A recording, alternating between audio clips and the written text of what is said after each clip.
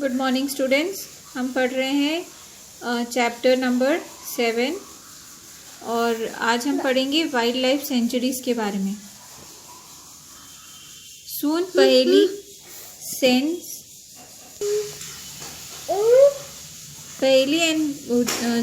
sees a board with Pachmadi Wildlife Sanctuary written on it. Professor Ahmed explains that killing or poaching or capturing animal is strictly prohibited and punishable by law in all such places. Wildlife sanctuaries like reserve forests provide protection and suitable living conditions to wild animals.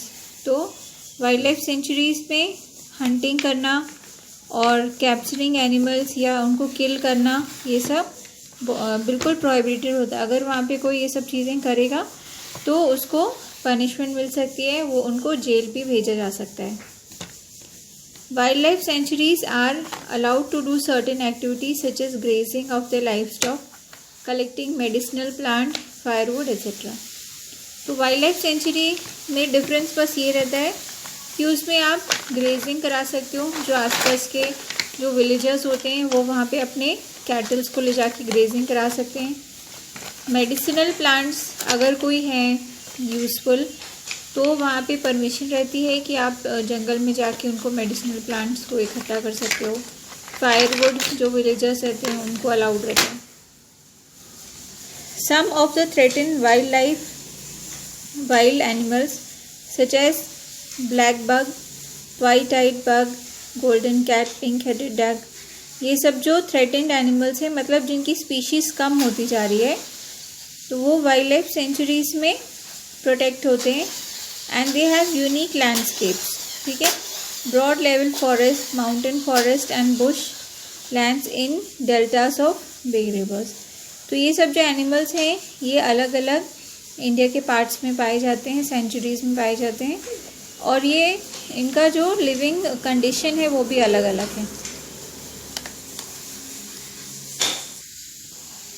It is a pity that even protected forests are not safe because people living in the neighborhood encroach upon them and destroy them. ठीक है, तो children are reminded of their visit of the zoo. They recall that zoos are places where animals receive protection. Now national parks. National parks क्या होते हैं? On the roadside there was animal board on which was written Satpura national park. तो Satpura national park में अब ये बच्चे गए हैं। Children are now eager to go to Madhav ji, tell them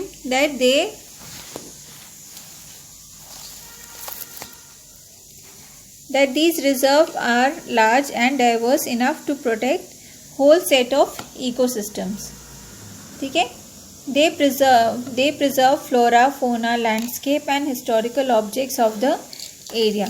Satpura National Park is the first reserve forest of India.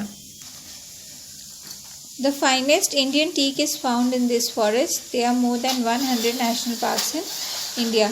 तो Satpura national park जो है वो इंडिया का पहला फर्स्ट रिजर्व फॉरेस्ट है और इसमें सबसे फाइन टीक वुड जो होता है, जिसको हम जनरली जो महंगे फर्नीचर्स होते हैं वो बनाने के लिए काम में लाते हैं, तो ये टीक वुड वहाँ पे पाया जाता है।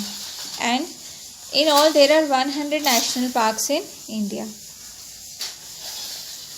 Rock shelters are also found inside the Satpura National Park. These are the evidence of prehistoric human life of the jungle.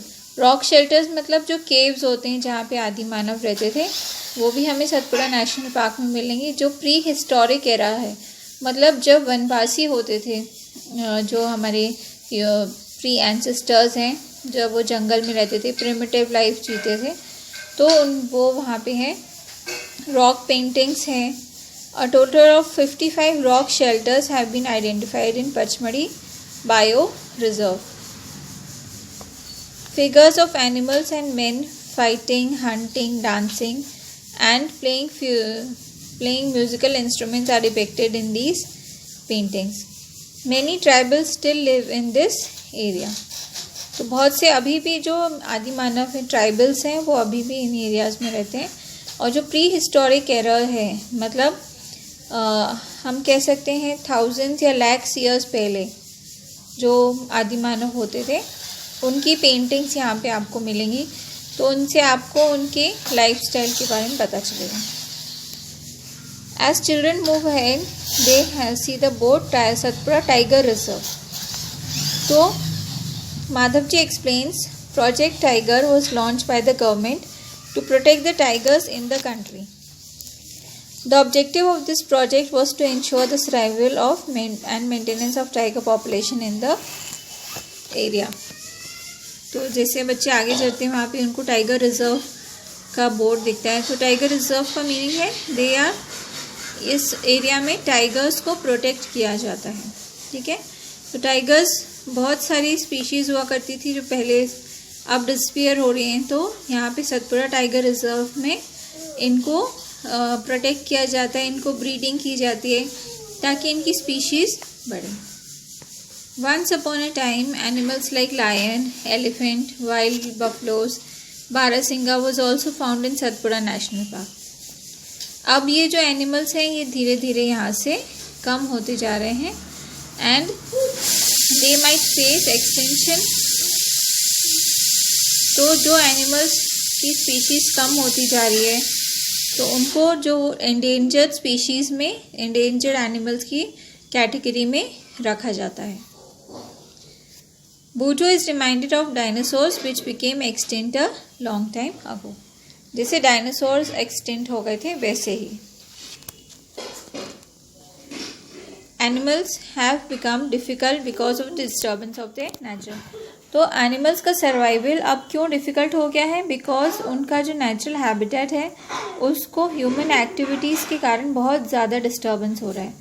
तो धीरे धीरे एनिमल्स जो है वो और अंदर मूव करते गए या तो शहर की तरफ मूव करते गए, पर उनको वो एनवायरनमेंट नहीं मिला सर्वाइव करने के लिए, तो धीरे धीरे उनकी स्पीशीज़ ख़त्म होती है। नाउ जो नेशनल पार्क्स होते हैं वहाँ पे human activities such as grazing, hunting, capturing animals etcetera, firewood, medicinal plants, ये भी अलाउ नहीं होता है। हमने पहले देखा था बायोस्फीयर रिजर्व में या वाइल्ड लाइफ सेंचुरीज़ में ये सब चीज़ें अलाउ होती थी, लेकिन जो नेशनल पार्क्स होते हैं यहाँ पे बहुत स्ट्रिक्ट होते हैं रूल्स। इसमें आपको जो जंगल के आसपास जो लोग रहते हैं उनको भी जंगल में एंटर करना अलाउ नहीं रहता। Madhav ji tells Paheli that small animals are much more in danger of being extinct, जैसे लिजर्ड, फ्रॉग, बैट्स, आउल्स। ठीक है, ये सब जो है ये भी हमारी इकोसिस्टम का पार्ट है, लेकिन हम इनको रेकलेसली किल कर देते हैं क्योंकि हमको लगता है कि ये एनिमल्स यूज़फुल नहीं है, ये हमारे लिए डेंजर है। लेकिन इनका भी कोई कुछ ना कुछ रोल रहता है इकोसिस्टम में, जो आपने 7th क्लास में पढ़ा है। An ecosystem is made of all the plants, animals and microorganisms in an area along with non-living components such as climate, soil and river delta. तो इकोसिस्टम का मतलब होता है एनिमल्स कोई भी एक पर्टिकुलर एरिया में, जैसे ये एक एरिया है फॉरेस्ट है, तो यहाँ पे जो एनिमल्स रह रहे हैं, प्लांट्स हैं और जो माइक्रो ऑर्गेनिजम्स पाए जाते हैं इस एरिया में, और जिस तरीके का यहाँ क्लाइमेट है, सॉइल है, रिवर है, वो सब मिला के उस एरिया का इकोसिस्टम बनता है। Now red data book. Red data book क्या होती है? Professor Ahmad explains to the children that red data book is a source of which keeps a record of all the endangered species, endangered animals and plants. Red Data book is maintained internationally by an organization. India also maintains Red Data book for plants and animals found in India. Migration. Now क्या होता है कि जो बच्चे हैं वो लोग तवा नदी के पास बैठे हैं, तवा रिजर्वायर के पास बैठे हैं। दे ऑब्जर्व सम बर्ड्स, ठीक है, near the rivers. So these are called as migratory birds. आपने भी देखा होगा बहुत सारी बर्ड्स जो किसी पर्टिकुलर सीजन में आती हैं, ठीक है। फिर क्लाइमेट चेंज के कारण they fly from one place to another to lay eggs. Now natural habitat becomes very cold, and जब उनका नेचुरल हैबिटेट जो है बहुत ज़्यादा कोल्ड या इनहॉस्पिटेबल हो जाता है, मतलब वहाँ रहना या उनको अंडे देना मुश्किल हो जाता है, तब वो मूव करते हैं. ठीक है, और वो बहुत लंबा लंबा डिस्टेंस तय करते हैं. वहाँ जाके वो अपने एग्स ले करते हैं और फिर वहाँ पे जब सीज़न चेंज होता है तो वहाँ से चले जाते हैं. Now recycling of paper. आपने देखा होगा कि 17 फुली ग्रोन ट्रीज जो होते हैं वो मतलब यूज़ होते हैं 1 टन पेपर बनाने में. ठीक है, तो हमको पेपर बचाना चाहिए. अगर आपको ट्रीज़ को बचाना है तो you should use recycled papers. अगर आप कोई भी पेपर शीट को यूज़ करके एक बार यूज़ करके उसको नाली में फेंक देते हैं तो वो क्या होता है, ख़राब हो जाता है, उसको रिसाइकिल नहीं किया जा सकता. तो जैसे हमारे यहाँ ऐसा प्रोविज़न नहीं है, पर फॉरेन में ऐसा प्रोविज़न है कि जो जैसे हमारे यहाँ गीला कचरा सूखा कचरा अलग अलग रखा जाता है, वैसे ही फॉरेन में अगर आप देखेंगे तो वहाँ पे न्यूज़पेपर्स और जो वेस्ट पेपर्स है उनके लिए एक अलग बिन होता है. तो वहाँ पे लोग अपना पेपर्स थ्रो करते हैं और उसको फिर रिसाइकिल किया जाता है. Now what is deforestation. जैसे डिफॉरेस्टेशन होता है, प्लांट्स को काटा जाता है किसी भी यूज़ के लिए, चाहे वो टिम्बर के लिए यूज़ हो रहा हो या बिल्डिंग्स के लिए, कंस्ट्रक्शन के लिए या फैक्ट्रीज़ के लिए या ह्यूमंस को बचाने के लिए. तो उसकी जगह में अगर आपको अपना नेचुरल बैलेंस बना के रखना है तो हमको डिफॉरेस्टेशन करना पड़ेगा.